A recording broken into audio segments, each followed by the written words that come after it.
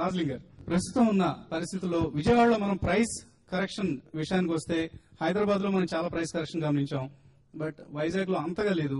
విజయవాడలో కూడా మనకి ఎక్కువ ప్రైస్ కరెక్షన్ కనపడలేదు. స్టాగ్నేట్ అయిన ప్రైస్. ఎక్కడైతే మనం పీక్ ప్రైసెస్ చూసాం అక్కడ నుంచి కొద్దిగా దిగి వచ్చేసి అక్కడ స్టాగ్నేట్ అయినట్లు కనిపిస్తోంది. ఈ టైంలో మీకు ఇక్కడ పరిస్థితి ఎలా కనిపిస్తోంది డిమాండ్ సప్లై దృష్ట్యా? మేజర్ ఏంటంటే దీంట్లో రెండు ఉన్నాయి.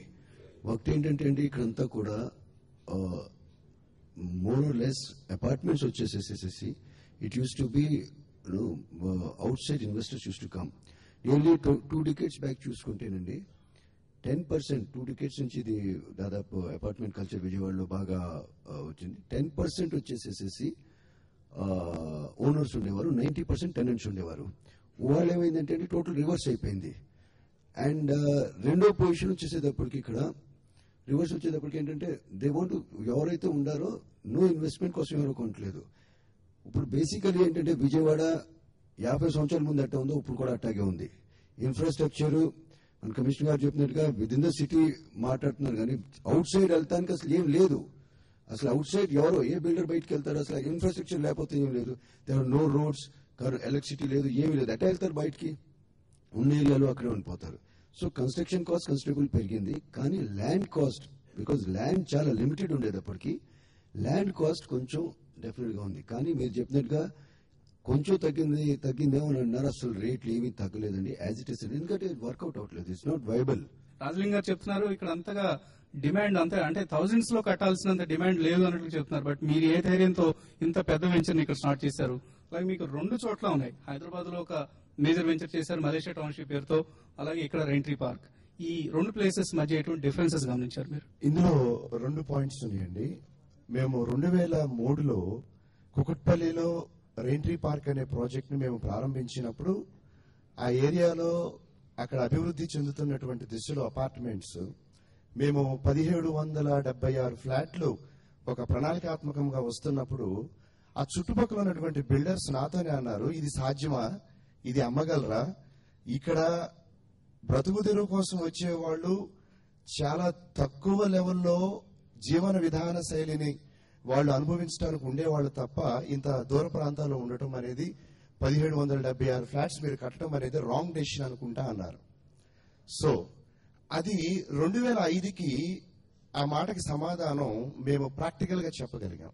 అదే విధముగా ఇక్కడున్నటువంటి పొటెన్షియాలిటీని కన్సిడరేషన్ లోకి తీసుకుంటే 3324 అపార్ట్మెంట్లు, దగ్గర 300 అంటే 276 విల్లాస్, అన్ని రకాలైనటువంటి ఫెసిలిటీస్ చూస్తే స్కూల్ గానీ లేకపోతే క్లబ్ హౌసెస్ గానీ రకరకాలైనటువంటి వనరులు, ఆ విధానమైనటువంటి వనరులు ఏ బిల్డర్ కూడా గుంటూరు విజయవాడలో 120 ఎకరాల్లో ఇప్పుడు వరకు చేయనటువంటి ఒక ప్రాజెక్ట్ ని మేము ఒక పాజిటివ్ డెస్టినేషన్ తో తీసుకుని ప్రారంభించాం. అదే విధంగా మేము ఫేజ్ 1 లో మేము చూసినటువంటి సేల్స్ ని గానీ ఆ పొటెన్షియాలిటీని చూసినప్పుడు డెఫినెట్ గా మేము ఫేజ్ 1 లో ఎన్ని ఫ్లాట్స్ అమ్మారు? మేము ఫేజ్ 1 లో 960 అపార్ట్మెంట్ లో 650 అపార్ట్మెంట్లు మేము అమ్మామండి. ఇది మేము ప్రారంభించినటువంటి రోజునే దగ్గర 400 అపార్ట్మెంట్లు అమ్మేస్తాం.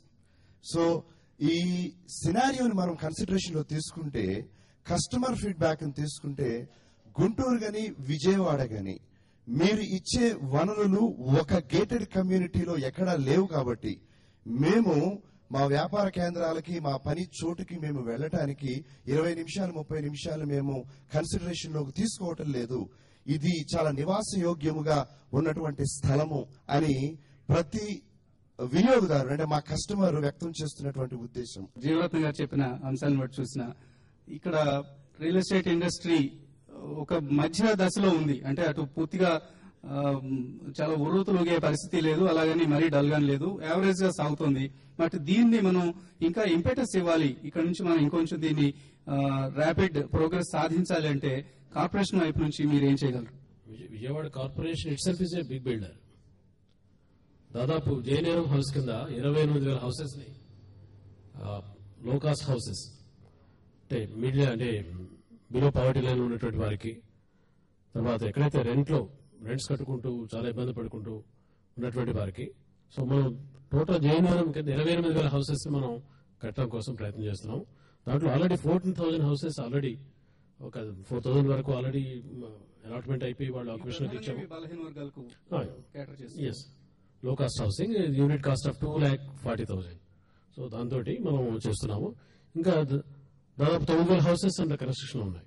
సో ఒకే ప్లేస్ లో సో ఒక ప్రైవేట్ బిల్డర్ ఎలా చేయగలుగుతున్నారో అదేవిధంగా అంత స్థాయిలో మనం కార్పొరేషన్ తరపు నుంచి కూడా ఒక 10,000 హౌసెస్ సింగిల్ పాయింట్ జక్కంపూడిలో మనం కొత్త పద్ధతిలో మనం స్టార్ట్ చేసాం. అది రైతుల నుంచి మేము కొనకుండా, ల్యాండ్ ఎక్విజిషన్ అనే యాక్ట్ మనం ఉపయోగించుకోకుండా 60-40 రేషియోలో మనం రైతులతో కన్సల్టేషన్ చేసుకుని ఆ ప్రాజెక్ట్ టేకప్ చేయడం జరిగింది. సో అవి అయిపోయే దశలో ఉన్నాయి. దానికోసం చాలా మంది ప్రతిరోజు మేము ఏ ఆఫీస్కి వెళ్ళినా కూడా ప్రజలు మాకు ఈ జెన్యూన్ హౌసింగ్ కావాలని చెప్పేసి అడుగుతూ ఉన్నారు. కానీ ప్రధానంగా మనం బహుశా Q&A సెషన్స్ లో కూడా మన వాళ్ళందరూ ఈ ఇష్యూస్ రైజ్ చేస్తారు. ప్రధానంగా బిల్డర్స్ ఎక్కువ కంప్లైంట్ చేసే అంశం ఏంటంటే నాలా ఒకటి ఈ మధ్య 10% చాలా స్ట్రిక్ట్ గా వసూలు చేస్తున్నారు. మనం ఇన్ఫాక్ట్ మాస్టర్ ప్లాన్స్ ప్రతి నగరానికి ఒక మాస్టర్ ప్లాన్ రూపొందించుకొని మాస్టర్ ప్లాన్ ఇంప్లిమెంట్ చేసి ఈ ఇంతకుముందు ఏవైతే అగ్రికల్చరల్ ల్యాండ్స్ ఉన్నాయో వాటిని ఇప్పుడు నివాసానికి అనువుగా ఉండే ల్యాండ్స్ గుర్తించడం జరుగుతుంది. ఈ టైంలో ఈ కన్వర్షన్ పేరుతో 10% అనేది చాలా బర్డెన్ గా ఉంది. స్లంప్ పీరియడ్ వన్ టైం మనం కార్పొరేషన్ తరపు నుంచి VLT అని ఒకటి వేకెంట్ ల్యాండ్ ట్యాక్స్ అని మనం కలెక్ట్ చేస్తుంటాం. సో అది కూడా ఏంటంటే ముఖ్యంగా మనం విజయవాడ పట్టణంలో చూసినట్లయితే మౌలిక సదుపాయాల్లో శానిటేషన్ పార్ట్ ఆఫ్ లో మలేరియా ఎక్కువగా బాగా స్ప్రెడ్ అయింది. సో ఈ వేకెంట్ ల్యాండ్స్ అటు ఓనర్ కానీ ఇటు బిల్డర్ కానీ డెవలప్ చేయకుండా అలానే ఖాళీ పెట్టడం వల్ల సో ల్యాండ్ దాంట్లో అక్కడ వాటర్ స్టాగ్నేషన్ అయ్యి తర్వాత మలేరియా కూడా స్ప్రెడ్ అవుతుంది. సో దాని దృష్టిలోనే కాకుండా డెవలప్మెంట్ కోసం అనేది లోకల్ బాడీ కోసం ల్యాండ్ ట్యాక్స్ మనం రివ్యూ చేస్తున్నాము. సో అది కూడా పర్వాలేదు. అలాగే ఇక్కడ ఏదైనా మాస్టర్ ప్లాన్ ని ఒకదాని కాంప్రహెన్సివ్ గా రాబోయే 20-30 years గ్రోత్ దృష్టిలో పెట్టుకుని ఇంప్లిమెంట్ చేస్తున్నారు. తప్పనిసరిగా ఇప్పుడు ఆల్రెడీ మాస్టర్ ప్లాన్ ఉంది. దీంతో పాటు మేము వచ్చిన తర్వాత ఏం చేస్తున్నామంటే school of architecture and planning వాళ్ళకి ఒక విజన్ డాక్యుమెంట్ తయారు చేయమని ఒక ప్రాజెక్ట్ ఇచ్చాను.